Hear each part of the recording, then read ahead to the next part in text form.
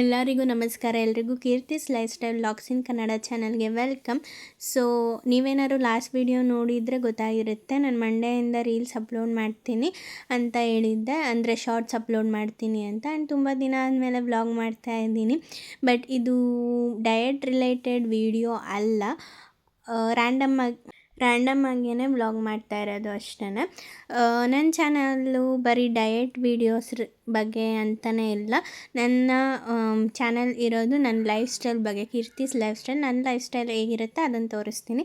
And ಮಂಡೆಯಿಂದ ನಾನು diet start ಮಾಡಿಲ್ಲ. ಇದ್ರ ರಿಲೇಟೆಡ್ ಹೇಳಬೇಕಿತ್ತು, ಯಾಕೆ ಸ್ಟಾರ್ಟ್ ಮಾಡಿಲ್ಲ, ಜೊತೆಗೆ ಏನು ಇತ್ತ ಪ್ರೆಸೆಂಟ್ ಲೈಫ್ ಹೇಗೆ ಹೋಗ್ತಾ ಇದೆ, ಮುಂದೆ ಏನು. ನಾನು ಹೇಳಿದ್ನಲ್ಲ ಲಾಸ್ಟ್ ವೀಡಿಯೋದಲ್ಲಿ, ಶಾರ್ಟ್ಸ್ ಅಪ್ಲೋಡ್ ಮಾಡ್ತೀನಿ, ವೀಕಲ್ಲಿ 2 ಡೇಸ್ ಮಾತ್ರ ಬ್ಲಾಗ್ ಅಪ್ಲೋಡ್ ಮಾಡ್ತೀನಿ ಅಂತ. ಅದರಲ್ಲಿ ಕೆಲವೊಂದಿಷ್ಟು ಚೇಂಜಸ್. ಈ ವಾರ ನಾನು ಡಯಟ್ ಮಾಡ್ತಾ ಇಲ್ಲ, ನೆಕ್ಸ್ಟ್ ವಾರದಿಂದ ಮಾಡೋಣ ಅಂತ ಅಂದ್ಕೊಂಡಿದ್ದೀನಿ. ಸೊ ಯಾಕೆ ಏನು ಎತ್ತ ಅಂತ ಹೇಳೋಣ ಅಂದ್ಬಿಟ್ಟು ಈ ಬ್ಲಾಗ್ನ ಸ್ಟಾರ್ಟ್ ಮಾಡ್ಕೊಂಡಿದ್ದು ನಾನು. ಬಟ್ ಸ್ಟಾರ್ಟ್ ಮಾಡಿದ್ದೆ ಬೇರೆ ರೀಸನ್ಗೆ. ಆದರೆ ಏನೋ ಇವತ್ತು ವ್ಲಾಗ್ ಸ್ಟಾರ್ಟ್ ಮಾಡಿರಲಿಲ್ಲ ಅಂದರೆ ಇವತ್ತು ಏನಾಯಿತು ನನ್ನ ಲೈಫಲ್ಲಿ ಅದನ್ನು ನಾನು ಶೇರ್ ಮಾಡ್ಕೊಳಕ್ಕಾಗ್ತಿಲ್ಲ, ಬಿಕಾಸ್ ವೀಡಿಯೋ ಏನೂ ಇರ್ತಿರಲಿಲ್ಲ ಅಲ್ವಾ ಎಕ್ಸ್ಪ್ಲೈನ್ ಮಾಡೋದಕ್ಕೆ. ಸೊ ಇವತ್ತಂತೂ ಏನಾಯಿತು ದೇವರೇ, ನಿಮಗೆ ತಮ್ಲೈನ್ ನೋಡೇ ಗೊತ್ತಾಗಿರುತ್ತೆ ಏನಾಯಿತು ಅಂತ. ಹೌದು ಗೈಸ್, ಇವತ್ತು ನಾನು ಹೋಗಿದ್ದ ಬಸ್ಸು ಆಕ್ಸಿಡೆಂಟ್ ಆಯಿತು. ಹೇಗೆ ಆಕ್ಸಿಡೆಂಟ್ ಆಯಿತು, ಏನು ಎತ್ತ ಅಂತ ಎಲ್ಲ ಶೇರ್ ಮಾಡ್ತೀನಿ. ಬಟ್ ಮೊದಲನೇಗೆ ನನ್ನ ಬೆಳಗಿನ ರೊಟೀನ್ ಹೇಗೆ ಹೋಯಿತು, ಜೊತೆಗೆ ಈ ವಾರ ಯಾಕೆ ನಾನು ಸ್ಟಾರ್ಟ್ ಮಾಡ್ತಾ ಇಲ್ಲ, ಈ ಒಂದು ವಿಚಾರಗಳನ್ನ ನಿಮ್ಮ ಜೊತೆ ಶೇರ್ ಮಾಡ್ಕೋಬೇಕು. ಸೊ ಇವತ್ತು 5:30ಗೆ ಎದ್ದಿದ್ದೆ. ಫಿಸಿಕ್ಸ್ ಓದಬೇಕಿತ್ತು. ಆಲ್ಮೋಸ್ಟ್ 1.5 ವೀಕಿಂದನೂ ಹೇಳ್ತಿದ್ರು ಯು ಟಿ ಕೊಡ್ತೀವಿ ಅಂತ. ಸೊ ನಾನು ನೆನ್ನೆ ಓದೋಕ್ಕೆ ಸ್ಟಾರ್ಟ್ ಮಾಡಿದೆ. ಏನು ಓದಿದ್ನೋ ಏನೋ, ಇವತ್ತು ಟ್ಯೂಸ್ಡೇ ಕುತ್ಕೊಂಡು ಎಡಿಟ್ ಮಾಡ್ತಾ ಇರೋದು. ಇವತ್ತು ಯು ಟಿ ಕೊಟ್ಟಿದ್ದರು, ಬಟ್ ನಿಜ ಕರೆಕ್ಟಾಗಿ ಬರೆಯೋಕ್ಕಾಗಲಿಲ್ಲ. ಇಷ್ಟು ದಿನ 2-3 ಮಾರ್ಕ್ಸ್ ಆ ಥರ ಹೋಗ್ತಿತ್ತು. ಫಸ್ಟ್ ಡ್ಯೂಟಿಲಿ 2 ಮಾರ್ಕ್ಸ್ ಹೋಗಿತ್ತು, ಸೆಕೆಂಡ್ ಡ್ಯೂಟಿಲಿ 3 ಮಾರ್ಕ್ಸ್. ಈ ಸಲ ತುಂಬ ಮಾರ್ಕ್ಸ್ ಹೋಗುತ್ತೆ. ನಾನು ಓದಿರಲಿಲ್ಲ ಅಂತಲ್ಲ, ಓದಿದ್ದೆ. ಆ್ಯಂಡ್ ಈ ಸಲ ಕ್ಲಾಸ್ ವರ್ಕಲ್ಲಿ ಇದ್ದಿದ್ದ ಕ್ವೆಶನ್ಸನ್ನೇ ಕೊಟ್ಟಿದ್ದು. ಆದರೂ ಕೂಡ ಅದು 3-4 ಡಿರೈವೇಷನ್ಸ್ ಇತ್ತು, ಅದೆಲ್ಲ ಕನ್ಫ್ಯೂಸ್ ಆಗೋಯಿತು, ಜ್ಞಾಪಿಸ್ಕೊಳ್ಳೋಕ್ಕಾಗಲಿಲ್ಲ. ನಾನು ಮನ್ಸು ಮುಟ್ಕೊಂಡು ಹೇಳ್ತೀನಿ, ಅಷ್ಟು ಕರೆಕ್ಟಾಗಿ ನಾನು ಓದೂ ಇರಲಿಲ್ಲ. ಒಂದು 80% ಓದಿದ್ದೆ. ಸೊ 80% ಓದಿದ್ರೆ ಕರೆಕ್ಟಾಗಿ ಓದಿದಾಗ್ಲೇ ಆ ರೀತಿ ಮಾರ್ಕ್ಸು, ಇನ್ನು ಕರೆಕ್ಟಾಗಿ ಓದಿಲ್ಲ. ಸೊ ಇಷ್ಟು ದಿನದಲ್ಲೇ ಇದೇ ಯು ಟಿ ಅನಿಸುತ್ತೆ ತೀರಾ ಕಡಿಮೆ ಬರೋವಂಥ ಮಾರ್ಕ್ಸು ಇದು ಆಗಿತ್ತು. ಇವತ್ತಿದ್ದಿದ್ದು ಡ್ಯೂಟಿಗೆ ನೆನ್ನೆನೇ ಕೂತ್ಕೊಂಡು ಓದ್ತಾ ಇದ್ದೆ. ಅಂದರೆ ಇವತ್ತು ನಾನು ಎಡಿಟ್ ಮಾಡ್ತಾ ಇರೋದು, ಇದು ನೆನ್ನೆ ವ್ಲಾಗ್, ಮಂಡೇ ವ್ಲಾಗ್. ಅಷ್ಟೊಂದೇನು ಕರೆಕ್ಟಾಗಿ ಮಾಡಿಲ್ಲ, ನೋಡೋಣ ಎಷ್ಟು ಮಾರ್ಕ್ಸ್ ಬರುತ್ತೆ. ನಾನು ನಿಮ್ಮ ಜೊತೆ ಶೇರ್ ಮಾಡ್ಕೊತೀನಿ. ಇತ್ತಲ್ಲ ಅಂತ ಓದಿದೆ. ಆ್ಯಂಡ್ ಈ ವಾರ ಯಾಕೆ ನಾನು ಇದು ಮಾಡ್ತಾಯಿಲ್ಲ ಅಂತ ಹೇಳ್ತೀನಿ, ಡಯಟ್ ಮಾಡ್ತಾಯಿಲ್ಲ ಅಂತ ಮುಂದೆ ಹೇಳ್ತೀನಿ. ಫಸ್ಟು ನಾನು ರೊಟೀನ್ ಹೇಳ್ಬಿಡ್ತೀನಿ. ಈ ವಾರ ನಾನು ಡಯಟ್ ಮಾಡ್ತಾಯಿಲ್ಲ ಹಂಗಂತ ಸುಮ್ಮನೆ ಇರೋಕ್ಕಾಗಲ್ಲ, ಬಿಕಾಸ್ ಒಂದು ವಾರದಷ್ಟೊತ್ತಿಗೆ 76 ಆದರೆ ಏನು ಮಾಡೋದು ಅಲ್ವಾ. ಅದಕ್ಕೋಸ್ಕರ ನಾನು ಸ್ವಲ್ಪ ಡಯಟ್ ಮಾಡ್ತೀನಿ. ಅಂದರೆ ಬೆಳಗ್ಗೆ ಎದ್ದು ಬಿಸಿನೀರು ಕುಡಿಯೋದಾಗಿರ್ಬೋದು, ಅದೆಲ್ಲ ಸ್ಟ್ರಿಕ್ಟಾಗಿ ಡಯಟ್ ಮಾಡ್ತಿಲ್ಲ, ಒಟ್ನಲ್ಲಿ ರೊಟೀನ್ ಅಂತೂ ಕಂಟಿನ್ಯೂ ಮಾಡ್ತಾ ಇದ್ದೀನಿ. ಆ್ಯಂಡ್ ಈ ವಾರ ನಾನು ಯಾವುದೇ ರೀತಿ ನನ್ನ ವೆಯ್ಟ್ನ ನಾನು ಶೇರ್ ಮಾಡಲ್ಲ. ನಾನು ಯಾವಾಗ ಡಯಟ್ನ ಸ್ಟಾರ್ಟ್ ಮಾಡ್ತೀನಿ ಆವಾಗಲೇ ನಿಮ್ಮ ಜೊತೆ ನನ್ನ ವೆಯ್ಟ್ನ ಕೂಡ ಶೇರ್ ಮಾಡ್ತೀನಿ. ಆ್ಯಂಡ್ ಇವತ್ತು ನಾನೇನು ವೆಯ್ಟ್ ಚೆಕ್ ಮಾಡ್ಕೊಂಡಿಲ್ಲ, ಯಾಕಂದರೆ ನೆನ್ನೆ ರಾತ್ರಿ ಚಿಕನ್ ತಿಂದಿದ್ದೆ. ಗೊತ್ತಿರುತ್ತೆ ಆಲ್ಮೋಸ್ಟ್ ಚಿಕನ್ ಡೈಜೆಸ್ಟ್ ಆಗೋಕ್ಕೆ it takes a lot of time. ಅದಕ್ಕೋಸ್ಕರ ತೂಕ ಜಾಸ್ತಿ ಆಗಿರುತ್ತೆ ಅಂತ ನಾನೇನು ಚೆಕ್ ಮಾಡ್ಕೊಳ್ಳೋಕೆ ಹೋಗಲಿಲ್ಲ. ಸೊ ಅದಾದಮೇಲೆ ಇವತ್ತು ಚಿಯಾ ಸೀಡ್ಸ್ನ ಬಿಸಿನೀರಿಗೆ ಹಾಕ್ಕೊಂಡು ನಿಂಬೆಹಣ್ಣು ಹಾಕ್ಕೊಂಡು ಕುಡಿದೆ. ಇನ್ನೊಂದು ಗ್ಲಾಸಲ್ಲಿ ವೆಜಿಟೇಬಲ್ ಜ್ಯೂಸ್ ಕುಡಿದೆ. ಇದಾಗಿತ್ತು ನನ್ನ ಮಾರ್ನಿಂಗ್ ರೂಟೀನ್. ಇನ್ನು ಇವತ್ತು ಟಿಫನ್ ಏನೇನು ಲಂಚ್ ಏನೋ ಅದೇನು ಶೂಟ್ ಮಾಡೋಕ್ಕಾಗಲಿಲ್ಲ, ಟೈಮ್ ಆಗಿತ್ತು ಸ್ವಲ್ಪ. ಇನ್ನು ಬೆಳಗ್ಗೆ 8:20-15 ಆಗಿತ್ತು ಅನಿಸುತ್ತೆ. ಇವತ್ತು ನಮ್ಮಪ್ಪ ಕೂಡ ಲೇಟಾಗಿದ್ದರು.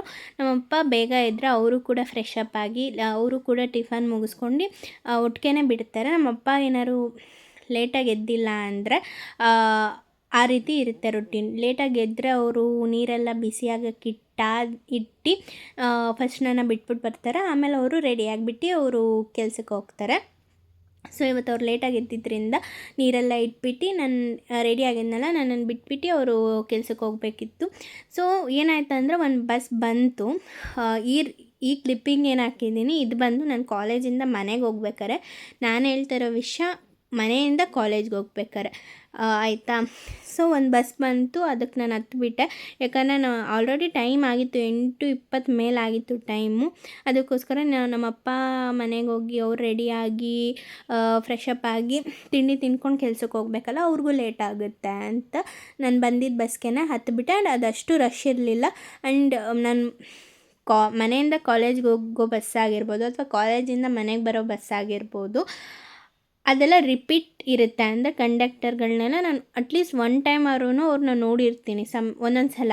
ನಾನು ಇವತ್ತು ಹತ್ತಿದ ಬಸ್ಗೆ ಅಂದರೆ ನೆನ್ನೆ ಮಂಡೇ ಹತ್ತಿದ ಬಸ್ಗೆ ಆ ಡ್ರೈವರ್ ಏನಿದ್ದಾನೆ ಅವನ್ನ ನಾನು ಮುಂಚೆನೇ ನೋಡಿದ್ದೆ. ಅವತ್ತು ಅವ್ನು ಡ್ರೈವ್ ಮಾಡ್ತಿರ್ತಾನೆ ಅಂದರೆ ಅವ್ನು ಸುತ್ತಮುತ್ತ ಹುಡುಗಿರನ್ನ ಹಾಕ್ಕೊಂಡು ನಂಬರ್ ಎಕ್ಸ್ಚೇಂಜ್ ಮಾಡೋದು, ಜೊತೆಗೆ ಮಾತಾಡ್ತಾ ಇರ್ತಾನೆ. ಮುಂದೆ ನೋಡ್ಕೊಂಡು ಗಾಡಿ ಓಡಿಸ್ಬೇಕು. ಫಸ್ಟ್ ಟೈಮ್ ನಾನು ನೋಡಿದಾಗ ಹಿಂಗೆ ಆಗಿತ್ತು. ಬಟ್ ಬಸ್ಸೊಳಗೆ ಹೋದಾದ್ಮೇಲೆ ನಮಗೆ ಗೊತ್ತಾಗೋದು ಯಾವ ಕಂಡಕ್ಟ್ರು ಯಾವ ಡ್ರೈವರು ಅಂತ. ಕೆಲವೊಂದು ಸಲ ಅದು ಗೊತ್ತಾಗೋದು, ಅಷ್ಟು ರಶ್ ಇರ್ತಾರೆ. ಹೋದಾದ್ಮೇಲೆ ನಾನು ನೋಡಿದ್ದೆ ಮುಂಚೆ. ಇವತ್ತು ಅಷ್ಟೇ ಒಂದು ಸ್ಕೂಲ್ ಹುಡುಗಿ, ಒಂದು ಕಾಲೇಜ್ ಹುಡುಗಿರು ಸುತ್ತಮುತ್ತ ಹಾಕ್ಕೊಂಡು ಮಾತಾಡ್ಕೊಂಡು ನಿಂತಿದ್ದಾನೆ. ನಿಂತಿರಲಿಲ್ಲ, ಡ್ರೈವ್ ಮಾಡ್ತಾಯಿದ್ದ. ಅದಾದಮೇಲೆ ಅವ್ನು ಸ್ಟೂಡೆಂಟ್ ಅಂತೆ, ಡ್ರೈವರ್ ಅಲ್ಲ ಸ್ಟೂಡೆಂಟ್ ಅಂತ. ಅವನು ಇನ್ನೂ ಓದ್ಕೊಂಡು ಏನೋ ಅವ್ರ ವಿಷಯ ನನಗೆ ಬೇಕಾಗಿಲ್ಲ ಆಯಿತಾ. ಸೊ ಯಾವಾಗಲೂ ಅಷ್ಟೇ ಸುತ್ತಮುತ್ತ ಹುಡುಗಿರನ್ನ ಹಾಕ್ಕೊಂಡು ಮಾತಾಡ್ಕೊಂಡು ಡ್ರೈವ್ ಮಾಡೋದು. ಮುಂದೆ ನೋಡ್ಕೊತಾನೆ ಡ್ರೈವ್ ಮಾಡಬೇಕು.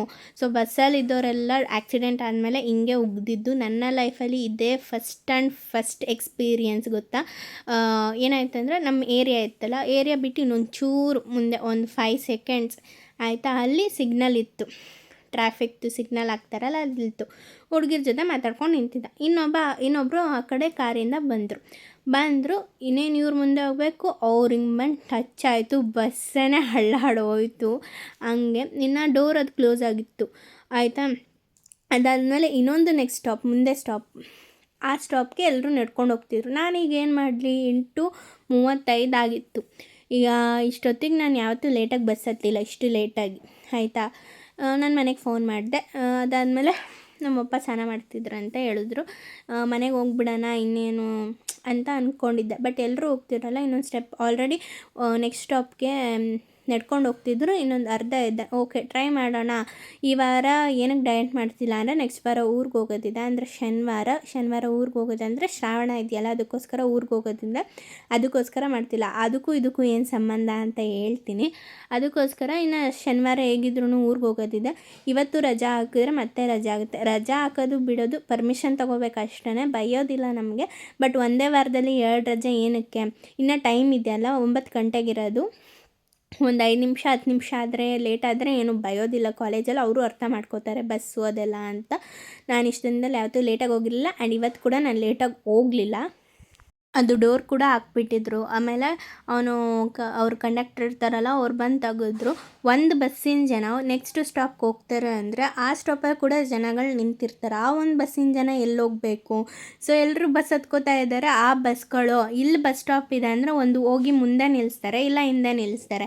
ನಾನು ಸುಮ್ಮನೆ ಮನೆಗೆ ಹೋಗ್ಬಿಡೋಣ ಅಂದ್ಕೊಂಡೆ. ಮತ್ತು ಫೋನ್ ಮಾಡಿದೆ, ಇಲ್ಲೇ ಇದ್ದೀನಿ ಅಂತೇಳಿ. ನಮ್ಮಪ್ಪ ಬರ್ತೀನಿ ಇರು, ಮನೆಗೆ ಬಿಡ್ತೀನಿ ಅಂತ ಅಂದರು. ಅದಾದಮೇಲೆ ಇನ್ನೇನು ಮನೆಗೆ ಹೋಗಬೇಕು. ಈ ಕಡೆ ಬಂದೆ, ಒಂದು ಬಸ್ ಬಂತು, G7 ಗ್ರೀನ್ ಕಲರ್. ಆ ಬಸ್ಸಿಗೆ ಹತ್ಕೊಂಡೆ. ರಶ್ ಇರಲಿಲ್ಲ ಅಂತಲ್ಲ, ಇತ್ತು.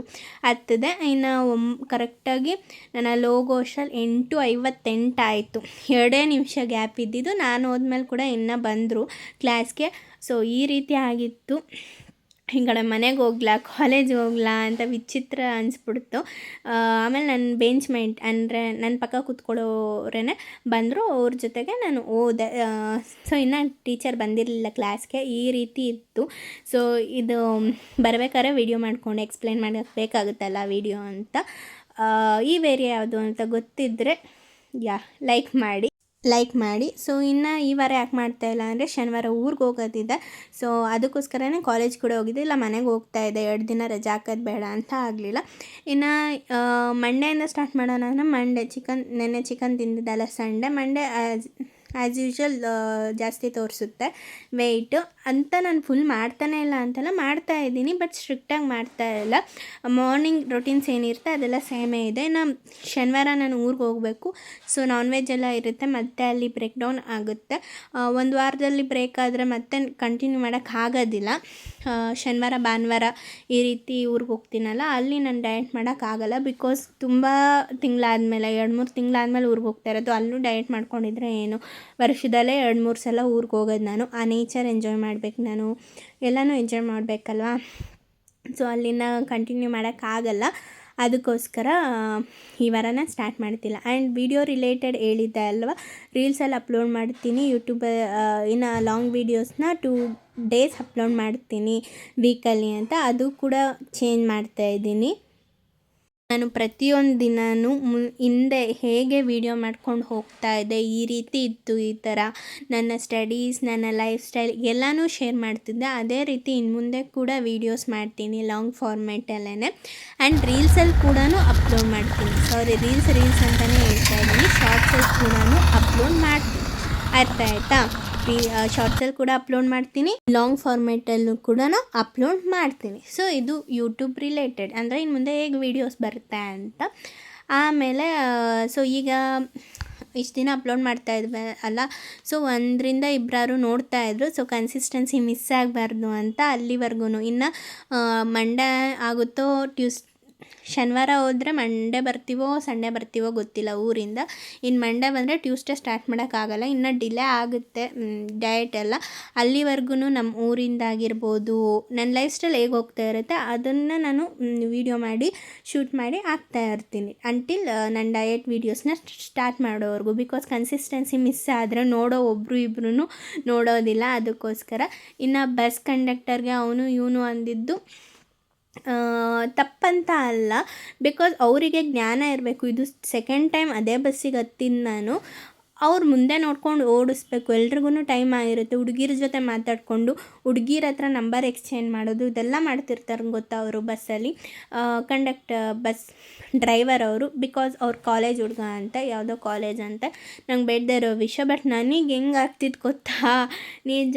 ಇದೆಲ್ಲ ಏನಕ್ಕೆ ಶೇರ್ ಮಾಡ್ತಿರೋದಂದರೆ, ಮುಂದೆ ನಾನು ಇದನ್ನು 1 ವರ್ಷ ಬಿಟ್ಟು ನೋಡಿದ್ರು ಈ ರೀತಿ ಇತ್ತಲ್ವ. ನಾನು ಮುಂಚೆನೂ ಶೇರ್ ಮಾಡಿದ್ದೆ, ಮಳೆ ಬಂತು, ಇದೇ ಫಸ್ಟ್ ಎಕ್ಸ್ಪೀರಿಯೆನ್ಸ್. ಹೌದು, ನಾನು ಈಗ ಕಾಲೇಜ್ಗೆ ಹೋಗ್ತಾ ಇರೋದು. ನಮ್ಮ ಸ್ಕೂಲ್ ಹೇಗಿತ್ತಂದರೆ, ನನ್ನ ಸ್ಕೂಲ್ ಡೇಸು, ಇದು ನಮ್ಮ ಮನೆ ಅಂದರೆ ನೆಕ್ಸ್ಟ್ ರೋಡೇ ನಮ್ಮ ಸ್ಕೂಲ್ ಇತ್ತು. ಇಷ್ಟು ದೂರ ನಾನು ಓಡಾಡ್ತಾನೆ ಇರಲಿಲ್ಲ. ಪ್ರತಿಯೊಂದೂ ಕೂಡ ನನಗೆ ಹೊಸ ಎಕ್ಸ್ಪೀರಿಯೆನ್ಸೇ. ಆ್ಯಂಡ್ ಬಸ್ ಆ್ಯಕ್ಸಿಡೆಂಟ್ ಅಂತ ನನ್ನ ಚೈಲ್ಡ್ಹುಡ್ಡಿಂದ ಇದೇ ಫಸ್ಟ್ ಟೈಮ್ ಈ ಥರ ಆಗಿದ್ದು. ಜಾಸ್ತಿ ಅಂತಲ್ಲ, ಟಚ್ ಆಯ್ತಲ್ಲ, ಸೊ ಆದರೂ ಇದು ಫಸ್ಟ್ ಎಕ್ಸ್ಪೀರಿಯೆನ್ಸ್. ಇನ್ನು ಇವತ್ತು ಕೂಡ ಮಳೆ ಬರ್ತಿತ್ತು, ಇವತ್ತು ಒಂದೊಂದಲ್ಲ ನನಗೆ. ಸೊ ಇದಾಗಿತ್ತು ಇವತ್ತಿನ ನನ್ನ ದಿನ. ರ್ಯಾಂಡಮ್ಮಾಗೇ ವ್ಲಾಗ್ ಸ್ಟಾರ್ಟ್ ಮಾಡಿದೆ, ಬಟ್ ಹೋಗ್ತಾ ಅದು ಈ ರೀತಿ ಆಯಿತು. Okay guys, thank you for watching. Meet you up in the next vlog. Until and unless, take care. Bye bye. Thank you.